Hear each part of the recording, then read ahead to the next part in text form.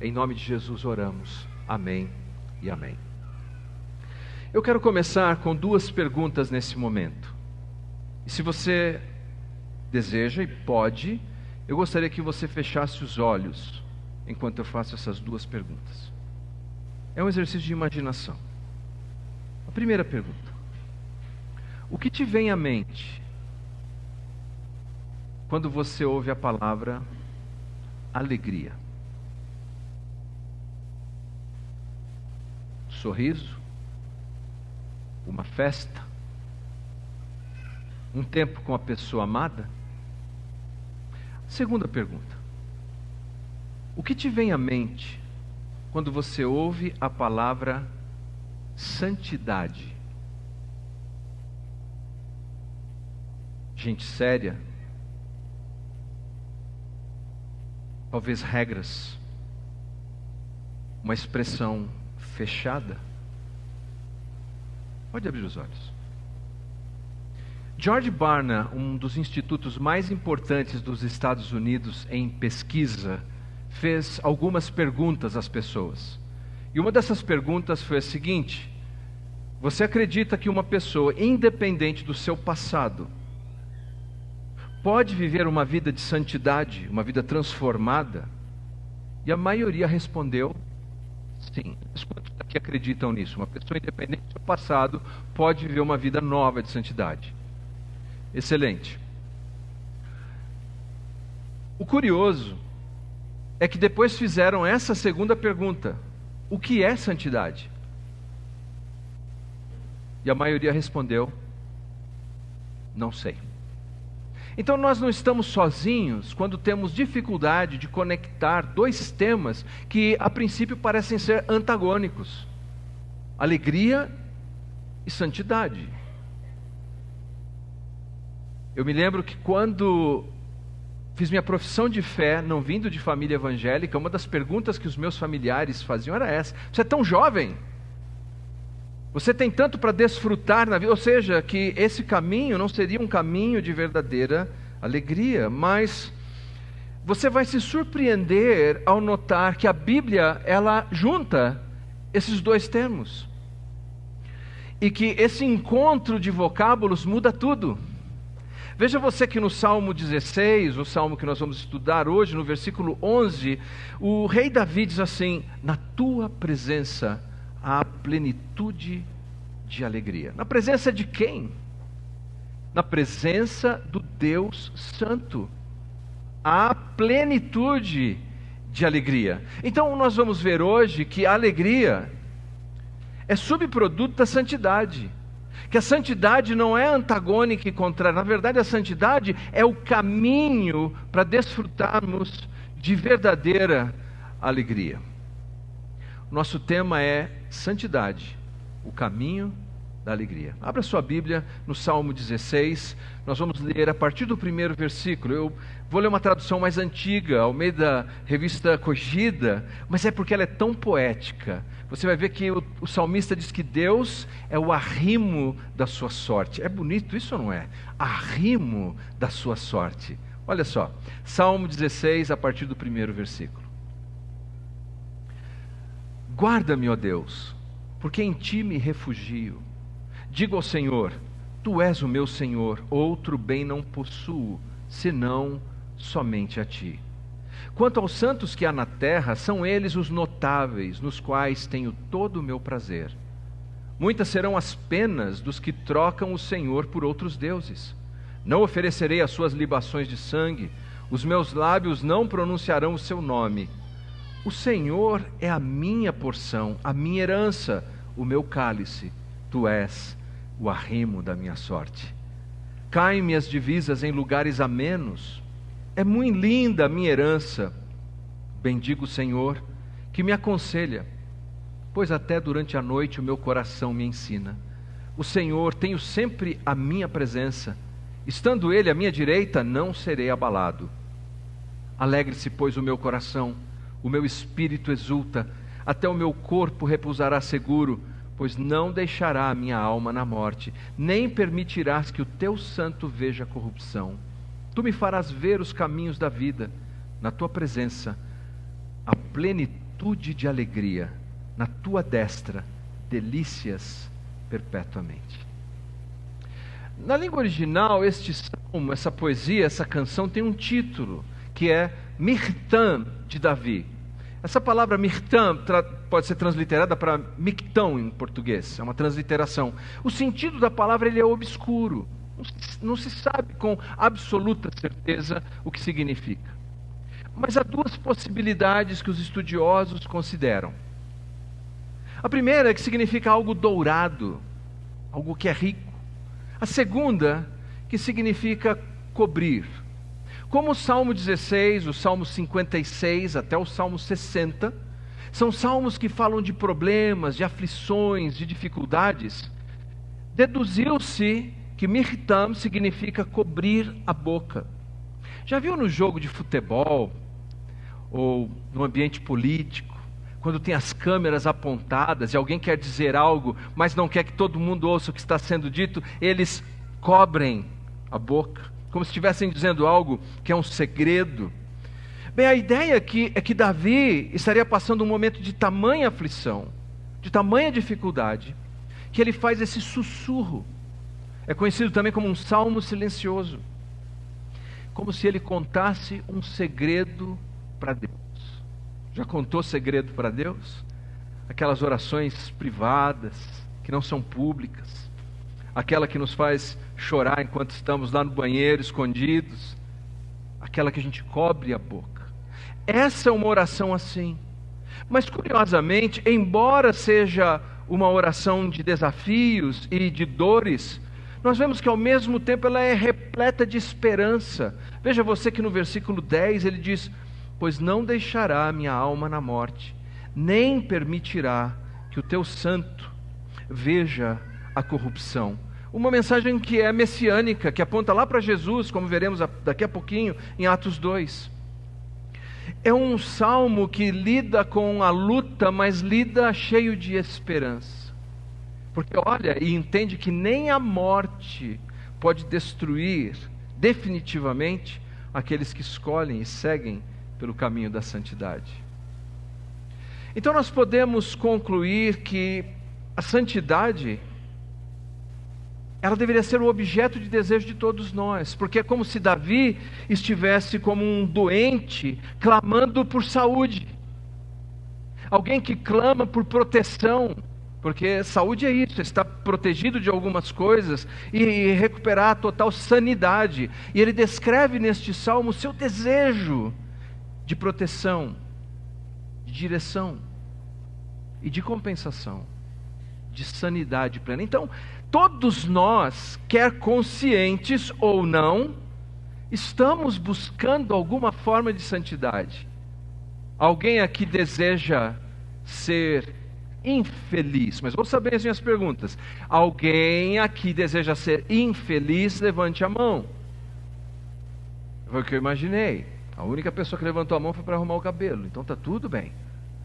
Por quê? Porque eu posso não conhecer você, mas todos nós desejamos ser felizes, alegres nos nossos relacionamentos. E quando nós olhamos para a palavra de Deus, nós nos deparamos com esse conceito chamado santidade, que deveria ser a ambição de todos nós. Note, não é religiosidade, é uma outra qualidade de vida que se dá na presença de Deus. Assim temos nosso primeiro ponto de meditação neste salmo. Primeiro, a santidade nos guarda. Versículo 1: guarda-me, ó Deus, porque em ti me refugio. Guarda, ou dependendo da tradução, preserva-me. E no versículo 8, ele vê a convicção que tem quando Deus o guarda. Ele diz assim: o Senhor tem sempre a minha presença, estando Ele à minha direita, não serei abalado. Note, é uma situação difícil, é uma situação de luta, é um salmo silencioso e originalmente secreto, um sussurro pedindo a Deus pela sua presença, mas não é um salmo, uma poesia desprovida de alegria. Olha que coisa interessante. O versículo 3 diz assim: prazer. O versículo 9 fala alegria, exultação. O versículo 11 diz: plenitude de alegria, delícias perpétuas. Quer dizer, quando somos guardados por Deus, é o caminho de santidade, de estar perto de Deus e saber que Deus nos guarda. Nós temos filhos, não temos? E aqueles que têm filhos sabem. Nós procuramos guardar os nossos filhos, preservar nossos filhos. Não um excesso de proteção, porque é óbvio que isso não é saudável, mas nós queremos garantir que eles tenham alguma segurança. Eu me lembro de um episódio, pelo menos, quando nós perdemos a Melina na praia, nossa caçula. Mas não se preocupe, nossa caçula está bem, já está com 19 anos, então ela sobreviveu. Julie acabou de colocar um protetor solar, ela pegou uma pranchinha e entrou no mar, mas foi tão rápido aquilo. Quando voltamos os olhos, ela já não estava ali. E não encontrava. Então eu saí atrás do guarda-vidas, eu pedi para eles comunicarem pelos rádios. Uma situação terrível. Até que eu vi à distância ela vindo acompanhada por um senhor na beira da praia. E corri na direção dela, e ela correu na minha direção. E quando ela me viu, vocês tinham que ver a alegria dela. Era uma mistura de alegria, com choro, com satisfação. Porque na minha presença, ela se sentiu protegida, guardada. O que o Salmo diz, e é o que Davi descreve, é que quando nós nos aproximamos de Deus, que é buscar santidade, Deus nos guarda, nos protege, nos preserva. E nessa experiência, apesar das lutas, nós encontramos alegria. Porque sabemos que Ele está conosco em nossa luta. Charles Spurgeon, considerado o príncipe dos pregadores, escrevendo sobre este salmo, ele reflete sobre guardar. Ele diz assim: guarda-me do mundo, não permita que eu seja levado por suas excitações, não me deixe ser seduzido por seus encantos, nem temer suas ameaças. Guarda-me do diabo, que ele não me tente além do que sou capaz de suportar. Guarda-me de mim mesmo. Guarda-me de me tornar invejoso, egoísta, arrogante, orgulhoso, preguiçoso. Guarda-me dos males nos quais vejo outros caírem. Guarda-me dos males nos quais sou propenso a cair.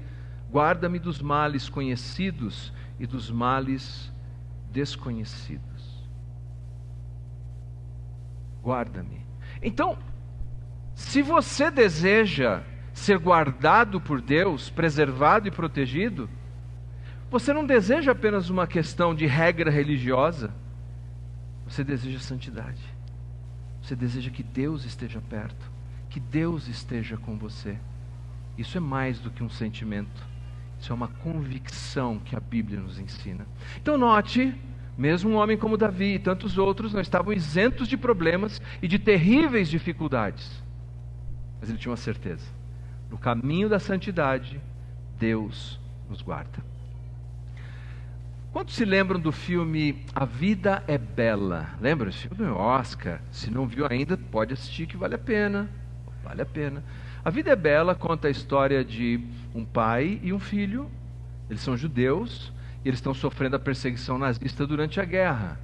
E o pai quer guardar o seu filho daquela situação tão traumática.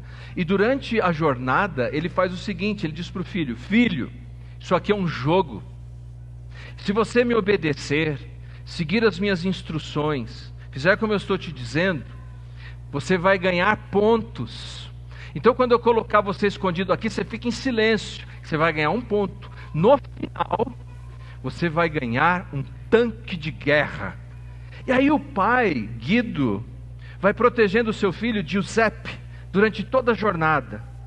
A situação é terrível, é de trauma, é de guerra, mas o pai vai ensinando ele, até mesmo quando os soldados estão levando o pai faz uma marcha engraçada, dá um sorriso para o filho e uma piscadinha de olho. E o menino persevera no meio de tudo aquilo, e no final, quando finalmente os aliados chegam, o menino vê o tanque de guerra chegando, ele sai do seu esconderijo e diz: meu pai me guardou, eu ganhei o jogo. Deus não promete uma vida isenta de problemas e dificuldades, mas Ele promete que nos guarda. nos preserva e vai nos levando nessa jornada difícil. E se nós estivermos vivendo com Ele, nós encontramos ainda alegria. Quer encontrar alegria? Deseja verdadeira alegria. Porque no fundo, o que me parece é que o nosso problema não é desejar alegria.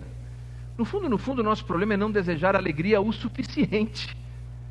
Porque se desejamos alegria o suficiente, nós dependemos do Deus Todo-Poderoso, Criador de todas as coisas, a fonte de toda a vida e de toda a alegria.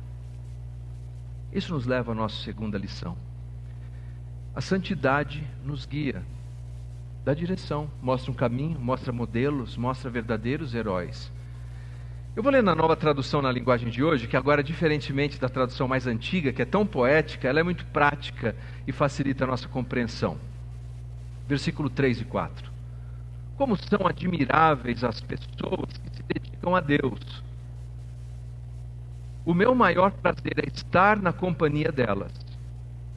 Aqueles que correm atrás de outros deuses, ouça bem, trazem muito sofrimento para si mesmos. Eu não tomarei parte nas suas ofertas de sangue, nem adorarei os seus deuses.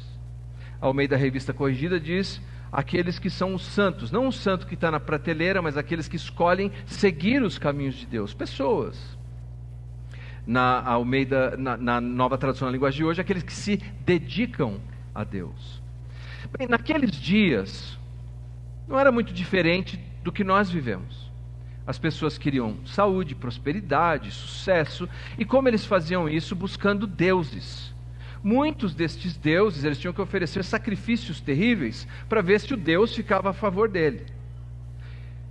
Alguns desses deuses você tinha que oferecer até sacrifícios humanos. E Davi então olha para a vida, buscando a presença de Deus e a santidade, ele fala: na vida tem dois caminhos e tem dois modelos. Um modelo são aquelas pessoas que me aproximam de Deus, que me encorajam a buscar a Deus. Esses estão me levando por esse caminho de santidade. Mas há na vida aqueles que me convidam a seguir o caminho da idolatria do nosso tempo. Prazer livre de responsabilidade, dinheiro fácil, o que quer que seja. E Davi diz assim: eu escolho bem os meus modelos, os meus heróis e os meus caminhos. Eu não vou seguir aqueles. Eu vou seguir aqueles que desejam servir a Deus. Eu vou colocar como meu modelo, como meu herói, aqueles que me aproximam de Deus. Tem um desenho do Pinóquio, dos antigos, tá? Não nesses novos, não. Aqueles antigos, assim, sem Nutella, desenho raiz. Para você ter uma ideia desse desenho do Pinóquio, se você procurar no YouTube, você encontra. Ele mata a aula com os colegas, cabula, e eles vão para um lugar que parece um parque de diversão. E lá eles pegam assim umas caneconas de cerveja, desenho, tá? Charuto, e eles ficam bebendo e fumando lá no parque de diversão. Matou a aula. Todo dia eu disse, não é desenho Nutella, é desenho raiz. Aí, num dado momento, um dos meninos que desafia o Pinóquio falou: você nunca vai ser um menino de verdade, olha aqui a gente se divertindo, olha que coisa boa aqui. E começa a dar risada. E esse menino começa a dar risada, vai dando risada, e dali a pouco ele começa a zurrar, igual um burro. Começa e vira burro. E quando vira burro, o mesmo homem que convidou eles para ir para aquele lugar apanha o garoto e joga lá numa carroça, onde ele tem vários animais, porque ele exerce uma atividade bestial. Ele usa aqueles animais como seu próprio negócio. Mas no começo do desenho, ele não disse para o colega do Pinóquio e para o Pinóquio que era isso que ele ia fazer.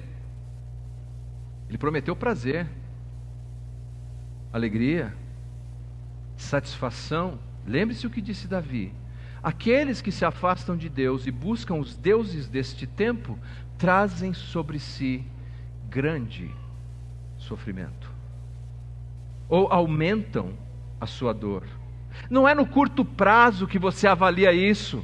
A vida deve ser pensada em longo prazo. Não é porque alguém está tendo agora um barato total e desfrutando de muita coisa. A questão é olhar se ele está se embrutecendo, se ele está emburrecendo. E se você prestar atenção na gargalhada dele de vez em quando, você vai ver que ele não está rindo mais, já está zurrando.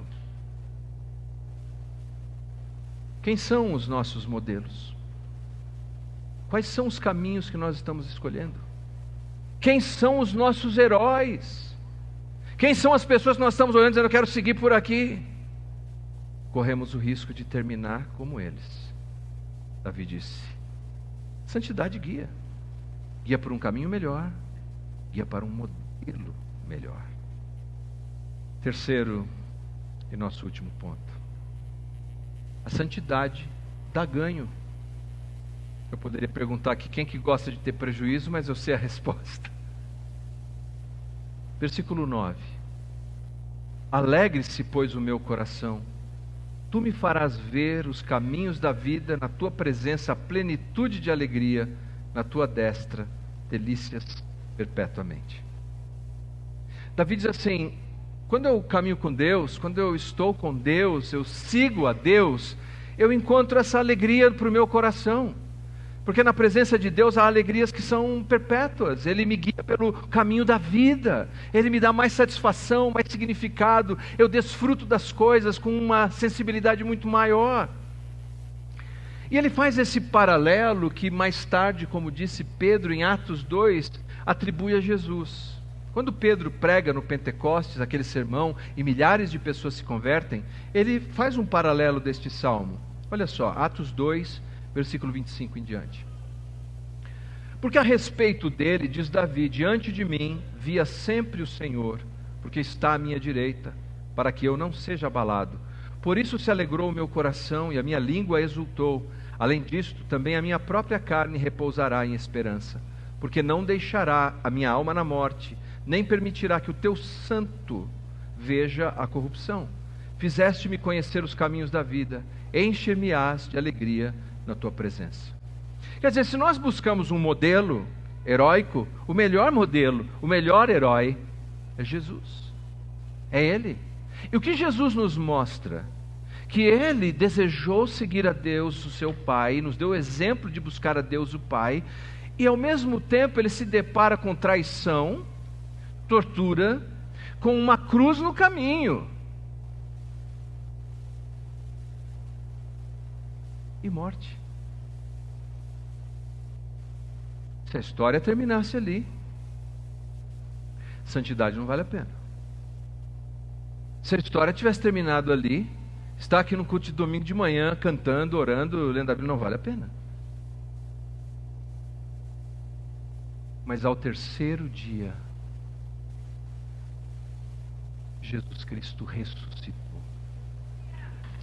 E isso significa que a santidade não só guarda, a santidade não só guia, a santidade dá ganho, porque Jesus ganhou, venceu, triunfou sobre a morte e nos dá esperança a todos, que ainda que tenhamos uma vida inteira aqui de aparentes prejuízos, Deus nos honrará um dia e nós receberemos essas alegrias perpétuas. Notou? Ele não disse alegria temporal, esses caminhos da vida, na tua presença a alegria e delícias perpetuamente, é para sempre, não é só aqui.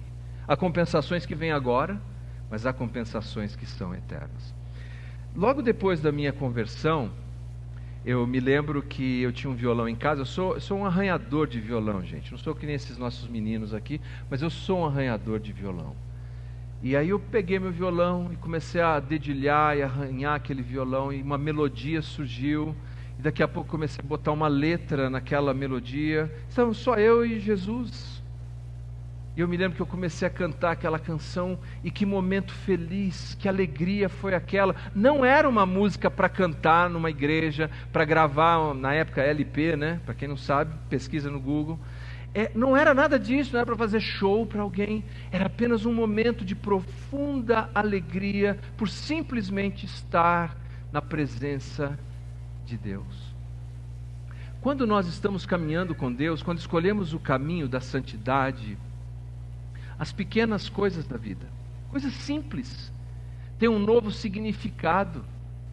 Você começa a encontrar uma alegria tão profunda, no relacionamento que você tem com um filho, com a esposa, com um vizinho, com irmãos na fé, com um serviço. Os nossos jovens foram lá para o Vale do Jequitinhonha, que alegria que eles estavam, sem sinal de internet, sem videogame, sem nada disso, mas eles estavam na presença de Deus e servindo ao próximo. Por quê? Porque na presença de Deus, quanto mais de presença de Deus, a plenitude de alegria. Chegando ao final dessa nossa conversa, eu gostaria de encerrar lendo um trecho da obra de C.S. Lewis, The Screwtape Letters. A tradução em português é A Carta de um Diabo ao Seu Aprendiz. Então, por favor, é um texto sarcástico, tá? Não vai sair dizendo, o pastor ficou falando do diabo lá. Por favor, é um texto de C.S. Lewis, um trecho apenas. O livro apresenta um diabo sênior chamado Fitafuso, que está ensinando o seu sobrinho, um aprendiz chamado Vermebile. E no trecho, o Fitafuso está reclamando, porque na opinião dele, entre aspas, há uma injustiça nessa batalha, que eles, enquanto fazem os seus trabalhos obscuros, Deus tem uma vantagem, que é poder oferecer verdadeira alegria. Aqui, as palavras de Fitafuso. Ele é um hedonista de coração. Todos aqueles jejuns, vigílias, estaca, cruzes são apenas uma fachada, apenas uma espuma na praia. Lá no mar, lá no seu mar, há prazer, mais prazer. Ele não faz segredo disso. À sua direita estão prazeres sempre. Ah, Vermebile, ele tem uma mente burguesa. Ele encheu o seu mundo de prazeres. Há coisas para os humanos que eles podem fazer o dia todo sem que ele se importe nem um pouco. Dormir, banharem-se, comer, beber, fazer amor, brincar, orar, trabalhar, Vermebile. Vermebile, nós precisamos ser essas coisas. Nós precisamos torcer tudo isso para que elas sejam úteis para nós. Nós lutamos sob cruel desvantagem. Nada está naturalmente do nosso lado.